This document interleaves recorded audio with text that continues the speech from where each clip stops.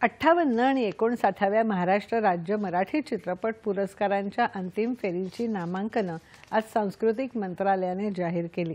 58व्या राज्य चित्रपट महोत्सवाच्या अंतिम फेरीसाठी मी वसंतराव, फास, बाप ल्योक, गोष्ट एका पैठणीची, बिटर स्वीट कडूगोड, जयंती, चोरीचा मामला, सुमी, फनरल, गोदाकाठ या 10 चित्रपटांना सर्वोत्कृष्ट चित्रपटाच्या पारितोषिकासाठी नामांकन घोषित करण्यात आली आहेत।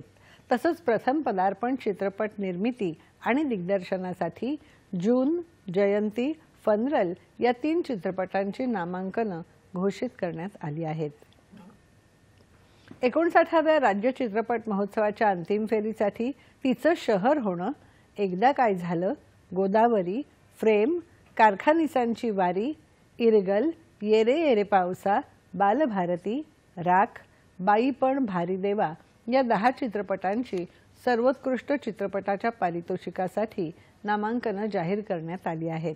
प्रथम पदार्पण चित्रपट निर्मितीसाठी जननी, लॉकडाऊन, बी पॉझिटिव्ह, आता वेळ झाली आणि दिग्दर्शनासाठी तिचं शहर होणं, फ्रेम, कुलूप या 3 चित्रपटांना नामांकन घोषित करण्यात आली आहेत।